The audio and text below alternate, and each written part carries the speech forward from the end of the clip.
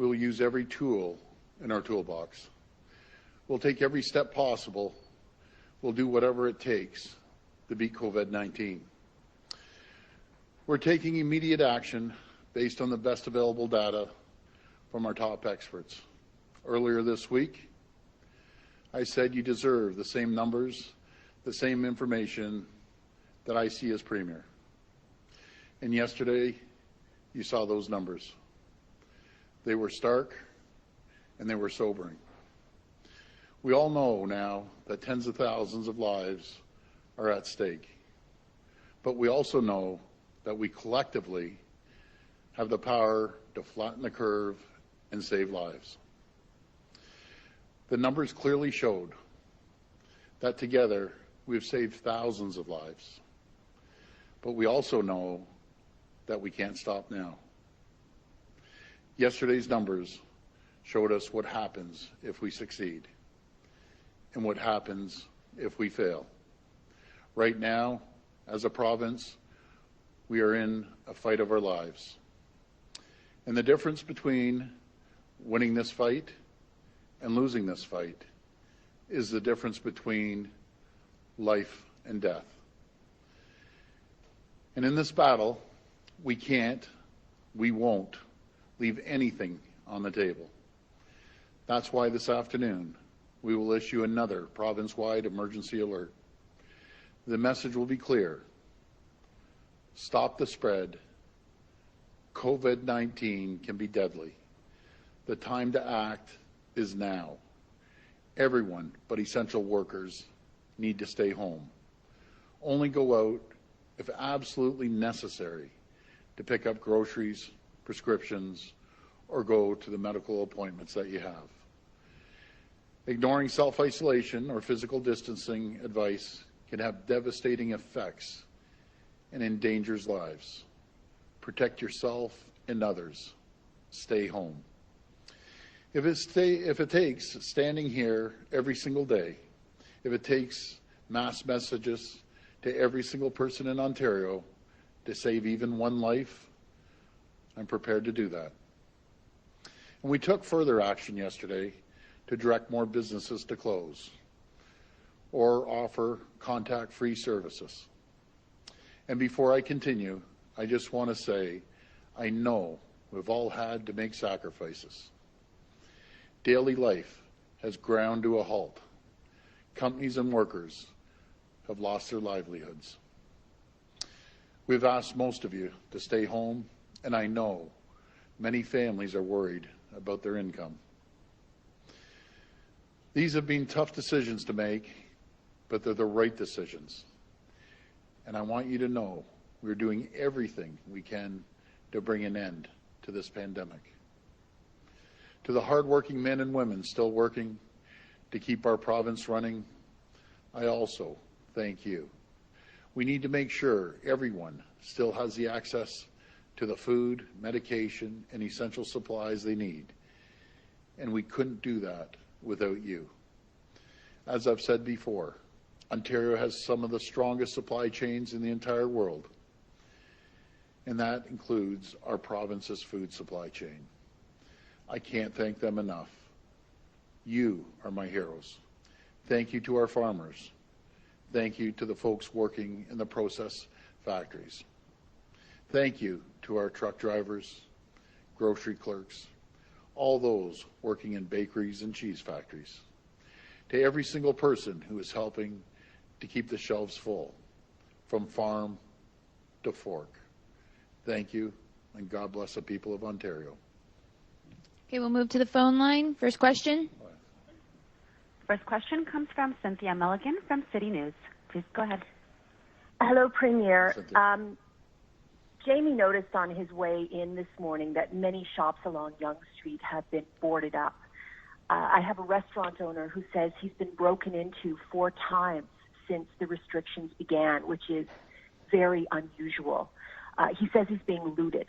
Are you concerned about looting breaking out with fewer people around at night, and what measures can be taken to stop it? Well, we've had many conversations with the chiefs of police. My Solicitor General has daily conversations, and it was a concern. I mentioned it yesterday. We have to make sure the supply chain continues. It's absolutely critical that we have food on the shelves and essential items on the retail shelves. If you don't, you have civil disobedience. It turns into anarchy, and that's unacceptable.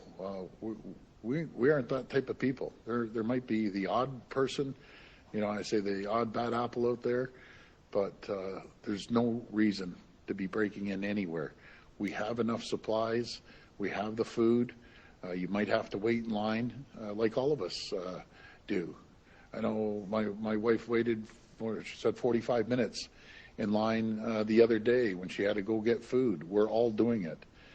So please just follow the instructions of the retail chains when you go there, and everyone's going to be able to eat and have the supplies they need. We just have to be a little patient. Okay, and my other question is about truck drivers. I know you've spoken to support them regarding the use of washrooms, but we also have a long-haul truck driver who goes back and forth across the border into the U.S., and he's concerned that he's not getting any guidelines in terms of isolation protocol. And he says there are poor conditions south of the border, of people not knowing how to curb the spread, and he's quite concerned about bringing it back here. Yeah, and I've heard that too. I've mentioned this concern to the federal government for the border agents on our border. What I understand, truck drivers are exempt when they come back and forth, because really they're just picking up a load, loading up, and heading back out again. And what I understand, there shouldn't be any issues at the border. But I'll mention it again. I'm getting on a call with the federal government after this meeting, and I'll make sure we get that clarified. Next question. Next question comes from Travis Dunrash of Global News. Please go ahead. Hey there, Premier. Global News has obtained documentation directing long-term care homes to keep patients exhibiting symptoms of COVID-19 in the facility and not transport them to hospital. Can you confirm that long-term care patients are being blocked from going to hospital? And if so, why are we not doing everything possible to help our most vulnerable recover? Well, I'll pass that over to the Minister of Health. Well, we are doing everything that we can to protect our most vulnerable. We want to make sure that we can keep residents in long-term care safe, but we know that there have been some outbreaks.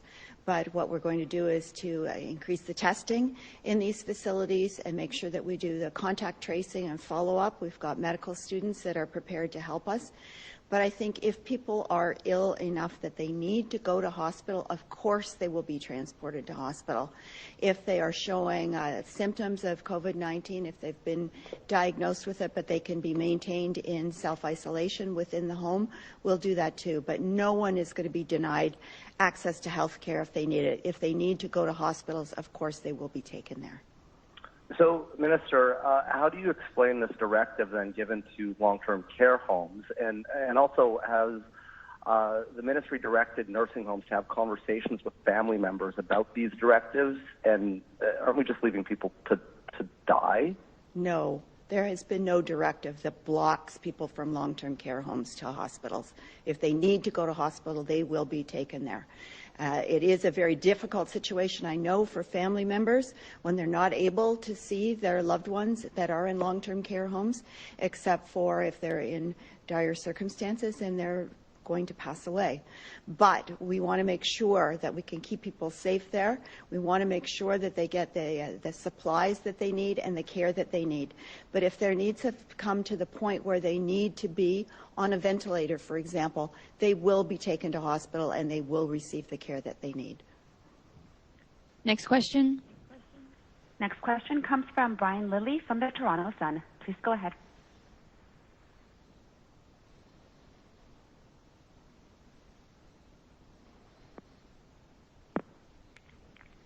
Hi, Premier. Hi, Brian. You have obviously been concerned about supply chain from the beginning, and your announcement today is about that as well. Mm-hmm.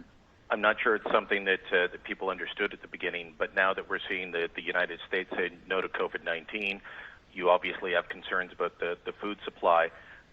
Do you think that the public is understanding the need to keep certain industries open and certain parts of the economy going based on this? And how concerned are you about the food supply?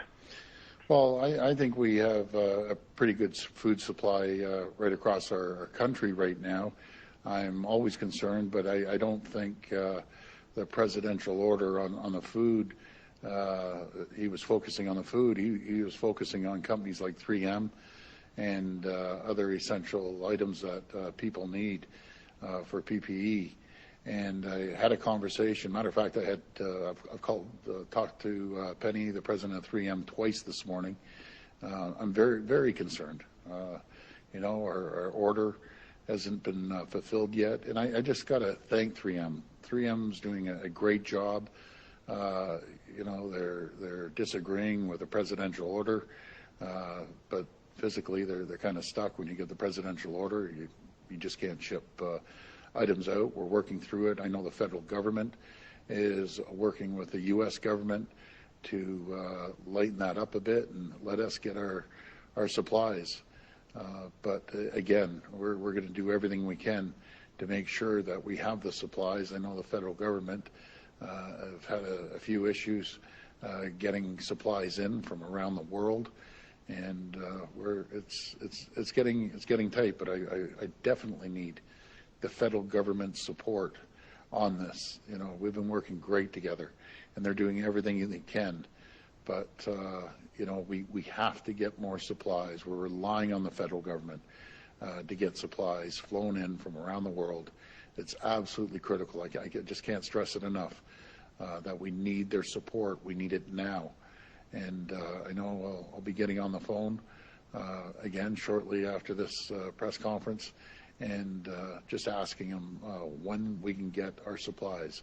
It's critical. And Health Canada, we have great people in Health Canada, and I know they're inundated, but we have to get Health Canada approval on these masks and a few other items that we have up there.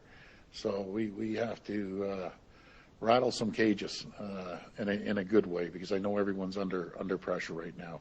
But we can't wait weeks for these approvals any longer. We need them. I've been saying this for the last few days. We're waiting. Well, patients are running thin right now. We need to get these approvals going until we can get our own masks produced right here with the company called Woodbridge. They're actually up in Woodbridge, Ontario, and get them producing it. I can't stand relying on other countries and other leaders when we have the capabilities right here in Ontario. As I said yesterday, we have the engineering might here, the technology here. We just need to get these approvals going and make sure that we have these companies up and running right now. You've mentioned these masks from Woodbridge several times. Do you have any idea on when those might be approved from Health Canada or other products such as the ventilators? Have you been told, well, it'll be days, it'll be weeks, it'll be months? Well, I've heard it's going to be a few days, but I've been hearing that for a few days, and when I hear it's a few days and a few days have gone by, I'm just all over this. Like literally, that's my 100% focus, getting these PPE items in, no matter what it takes, get these approvals. So again, I'm going to be on the phone, and I don't care if I got to call Deputy Premier, the Prime Minister 10 times a day. We need these items here. We need these approvals. Like yesterday, we need them. I can't stress it enough. Next question. Next question comes from James Moore from News Talk 1010. Please go ahead. Hi, good afternoon. So on the issue of those protective masks, the Prime Minister said almost 50 million of them were on their way to Canada. Do you know how many Ontario will get and how they'll be distributed once they get here? Well, hopefully proportionally, based on population. We're just close to 40% of the population. We would expect 40% of the items. I also heard the Prime Minister mention Quebec. I love Francois Legault, but he should get his fair share. We should get our fair share, and the rest of the country should get their fair share. And again, the federal government is doing everything they can. They're working hard. But, if there's, you said 30 million masks, for 40%, it's 12 million. We need those masks. I just can't stress it enough. So, I will be on the phone all day, all night if I have to. I'll be like a dog on a bone to these folks to get this thing going. And do you think you could please clear up the rules for us on construction projects or specifically renovations in private homes? Would those be considered an essential service given what's going on right now, and are those businesses allowed to operate? Yeah, I'll answer. Then I'm going to pass it over to my Minister of Finance. He was working on the essential service list, but we have 45,000 families over the next few months that are expecting to get in a home. And if even if it's only 2 people in the family, which I believe there's more than 2 people, but that's 90,000 people that will be homeless. So we just need to make sure that the homes that are weeks and maybe a month away, we get them finished and get people, make sure they have shelter. There's nothing more of an essential service than shelter and food. So we'll do everything we can to make sure that we move it forward.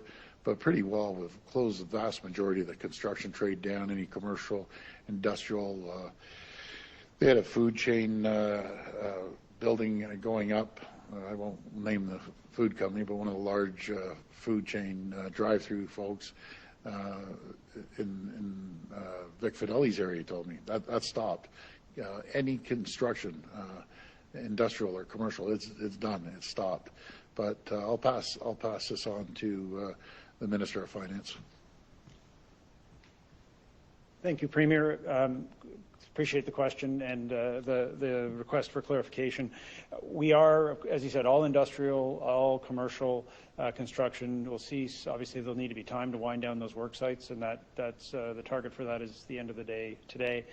Residential, all new residential, and in the case of renovations, which was your specific question, obviously there's situations where people have the permits and are approved, and there is work going on in people's homes, and so we can't leave people with holes in their roofs or issues related to that. So there is going to continue to be the ability to finish those.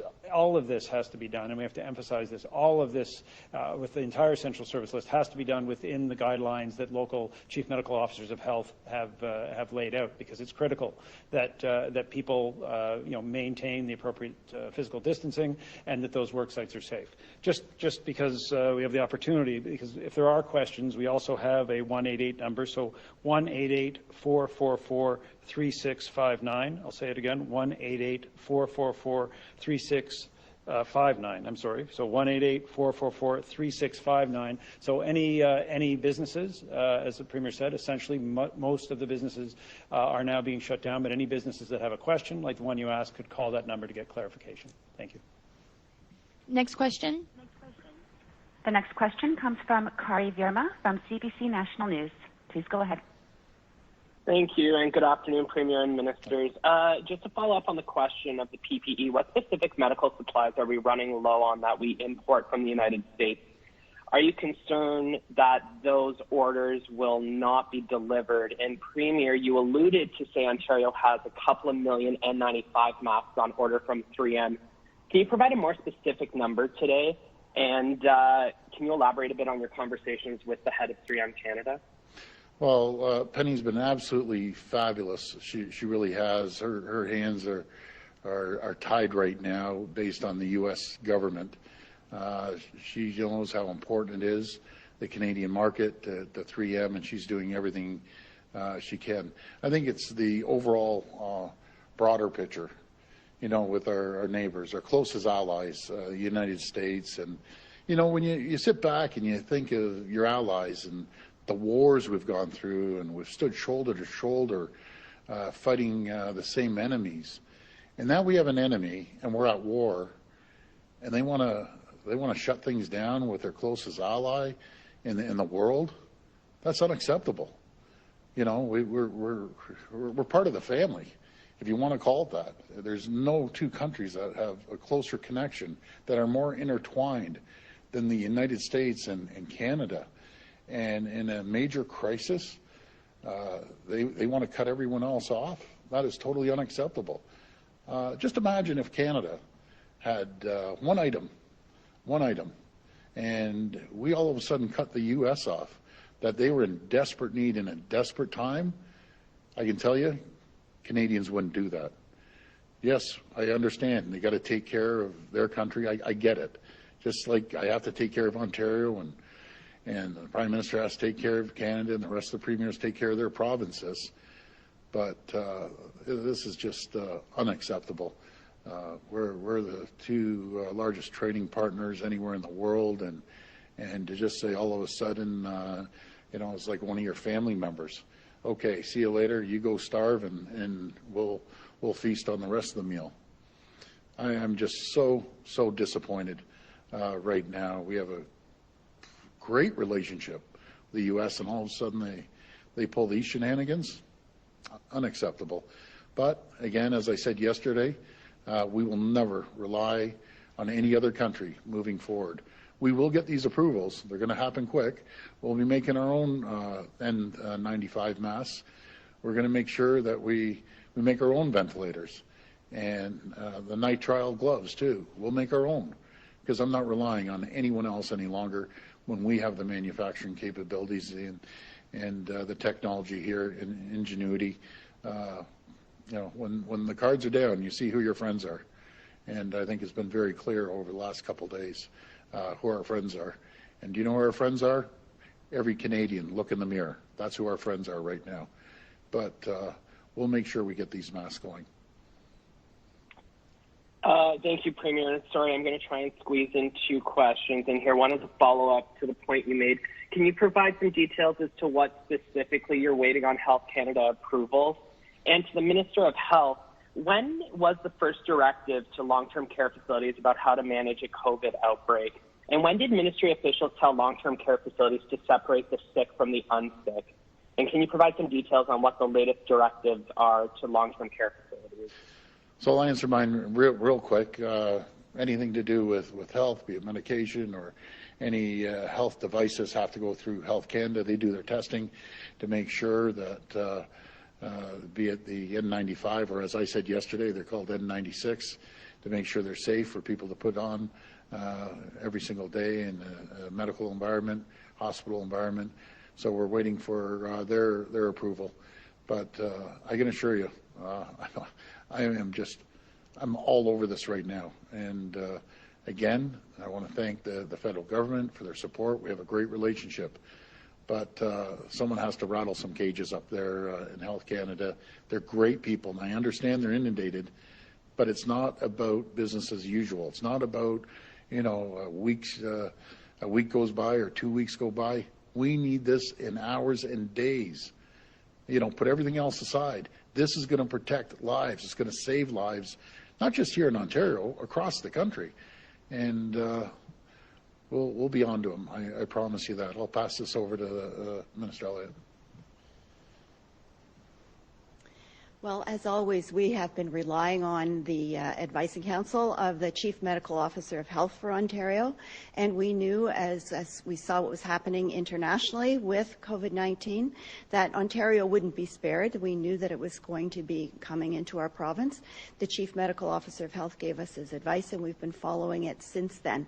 We were the first to close the schools. We declared the emergency order on March 17th. We've been narrowing the scope of essential businesses, but certainly as far as long-term care homes were concerned, as well as retirement homes and other places where people are living in a congregate setting, we knew that they were going to be particularly vulnerable. So we have been watching out for them ever since. We know that there have been some outbreaks, and we have to increase our precautions, increase our testing, do our COVID follow-up testing. We're doing all of that, and we want to make sure that if people need extra care, they're being helped by their local public health units and by sending in additional healthcare resources where necessary. So we know as we go forward, we know that as things get, we get more and more cases of COVID-19, which we hope will not increase tremendously based on the statistics that we released to the public yesterday. We know that we're going to have to really reinforce the protections around vulnerable people, and I would say that the people in our long-term care homes are probably the most vulnerable. So we are building that iron ring around them. Next question. Next question comes from Robert Benzie from the Toronto Star. Please go ahead. Hi, Premier. I was listening to the Prime Minister this morning, and he said that they're not looking at any retaliatory measures or measures that are punitive against the United States when he was asked specifically about the 1,000 nurses who live in Windsor, Ontario and go to Detroit, Michigan to work each day. I'm wondering, would you like to see a little more pressure put on the Americans? I know you're very disappointed in the president, and you've been speaking to Ambassador Lighthizer about this. Do you think that maybe Ottawa needs to step it up and put a little more pressure and remind Americans of how much Canadians do for them, how the pulp Canadian pulp helps make those N95 masks at 3M and so on? Yeah, we do, just on fuels, we do over $80 billion a year, and automobiles, I think $50 billion, and other manufacturing, I think it was $30 billion. But it shouldn't come down to this. You know, it shouldn't come down to this. Yeah, you're right. We have 1,000 nurses leaving Ontario that we're in desperate need, going to help Americans. And, you know, there's no one that loves America more than I do. And all the hundreds of thousands of snowbirds and businesses that go and back and forth, I say we're one big family. But they've cut out one part of the family now. It's not right, absolutely. I'd be all over the federal government in the U.S. and show them how important our relationship is.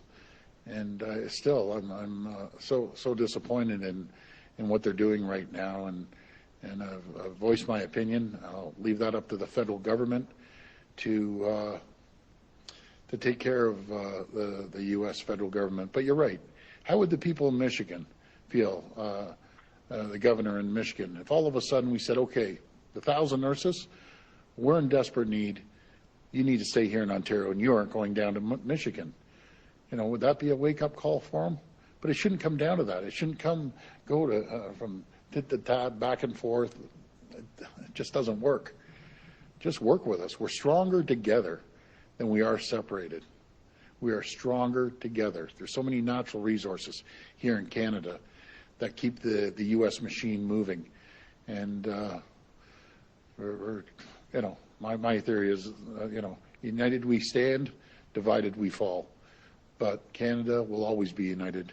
And again, I go back to what I'm saying. Never again are we going to rely on any other government. The other thing I wanted to ask you about, Premier, the Prime Minister, you alluded to this earlier about the Prime Minister mentioning Quebec and getting a share of those masks, but he didn't mention Ontario this morning, which I thought was telling, and I think a lot of us listening thought was telling. Are you concerned that maybe Ontario is not going to get its fair share, that you know, as has happened in this federation over the last 150 odd years, maybe Quebec will get preferential treatment over Ontario? Well, I hope not. I really, really hope not. I want the Prime Minister to keep his word and have a phenomenal relationship with the Deputy Prime Minister. When they tell me something, I believe them. And I believe them to come and come forward, and we need 40% of the supplies. It's very, very simple. If we were 10% of the population, I'd be saying we need 10% of the supplies. But we're relying on the federal government to come through with the numbers that we all expect. And I hope to God that they start dividing this up equally, because we've all been working well together. But remember, my job is to protect the people of Ontario, and I'll always protect the people of Ontario. And I guess the people of Ontario and the manufacturing businesses, and I've come up here so many times and said, when we get these masks going, when we get the ventilators going, we aren't going to just take care of the people of Ontario. We're going to take care of the people of Canada. That's what we do here as Ontarians, making sure that we take care of our brothers and sisters across the borders of different provinces. And again, that's what I believe we should be doing. So does it concern me? Yeah, it's concerning me, especially as the days are going by and we're seeing dribs and drabs of shipments coming in.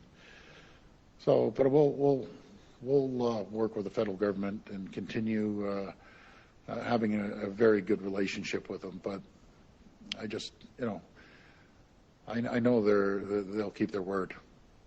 Next question. The next question comes from Matt Ingram from CHCH News. Please go ahead. Thanks for taking my question, Premier. Niagara Falls MPP Wayne Gates is telling us about a retirement home in Niagara Falls that held a pub night event for residents last Saturday. Multiple residents have tested positive for COVID-19 and 3 have died. I was hoping to get your reaction to the management of this facility deciding to hold a pub night during this time. I heard about this. I got a call from one of my ministers last night, and the first thing out of my mouth was exactly what you said. You got to be kidding me. They're having a pub night after warning, and now they're in the situation they're in. Well, we're doing everything we can to support them. Everyone makes mistakes. We've got to put that to the side and support these people. So we have the Minister of Seniors and Disabilities, Minister Raymond Cho, all over this right now. But folks, come on. And on top of it, in a seniors facility, having a pub night?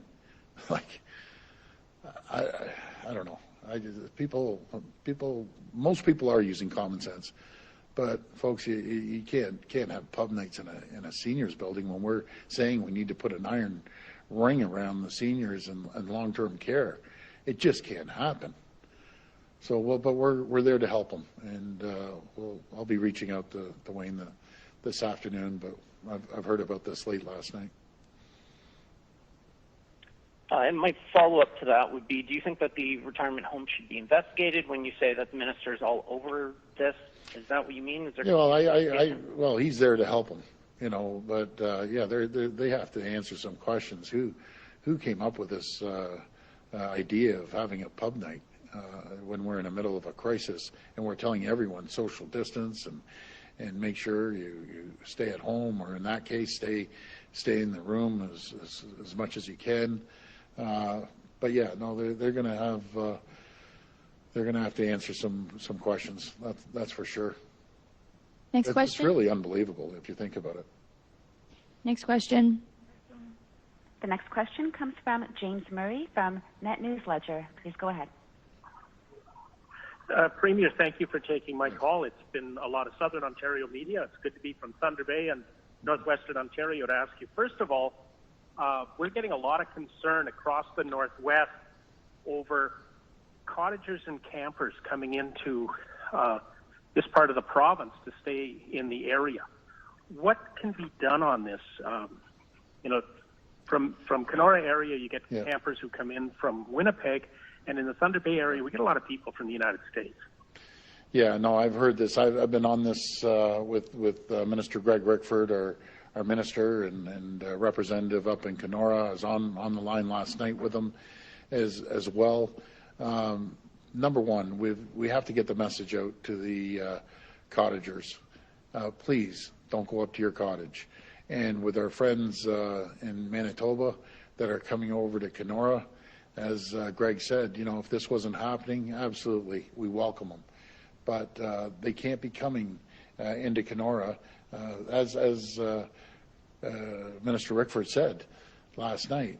I think we have a couple beds in the hospital, ICU beds, and God forbid something ever happens to someone in Manitoba. We're obviously going to take care of folks, but why put the strain on a great town like Kenora, or even put a strain on the grocery supplies that they have up there? So I'm pleading, I'm asking people, just stay at home as much as you can. It's unfair to these smaller towns that don't have the capacity to handle it. And hopefully, if at the borders, they shouldn't be coming up through the Canadian border in the first place, unless it's an essential service, it's a job, or essential goods are being shipped across the border. Our American neighbors should not be allowed up here right at this time. We welcome them any other time, but at this point, please just stay down in the United States. Thank you, Premier. And in follow-up, to shift the direction a bit, we're getting reports up here in Thunder Bay for Thunder Bay District Housing that is doing evictions of some tenants in some of the public housing. The other week you said that there are no evictions and the Sheriff's Office is not working on that right now. What message would you share on evictions and tenants and adding to the stress of low-income people? I thought we were pretty clear on the eviction, so now I'm going to follow up with the folks up in Thunder Bay. We'll be all over this, and I'll jump on this today. That's the first time I've heard that. Again, we pass legislation. You don't get evicted if you don't pay your rent. In saying that, I've said it over. If you have a job, you can pay rent. Pay rent. I repeat it. Pay rent.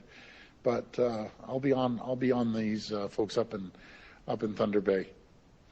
Okay, that's all the time we have. Okay, thank you, everyone. Enjoy the weekend to the best of your ability. Thank you.